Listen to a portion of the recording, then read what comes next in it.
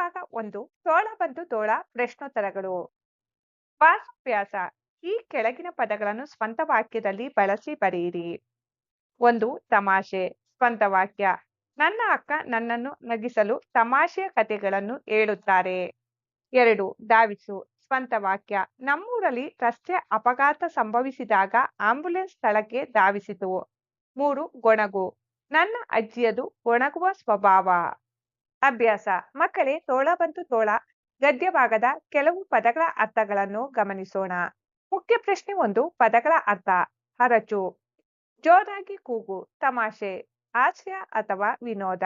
ನಸುನಗು, ಸ್ವಲ್ಪ ನಗು ಅಥವಾ ಹುಸಿನಗೆ. ಗೊಣಗು, ಆಕ್ಷೇಪ ಅಥವಾ ಒಟಗುಟ್ಟು ಅಥವಾ ಅಸ್ಪಷ್ಟವಾಗಿ ಮಾತನಾಡು. ಬುಗ್ಗು, ದಡ್ಡ. ಧಾವಿಸು, ಓಡಿ ಬರುವುದು ಅಥವಾ ಅವಸರದಿಂದ ಬರುವುದು. ಮೋಜು, ಆಟ ಅಥವಾ ತಮಾಷೆ ಅಥವಾ ವಿನೋದ.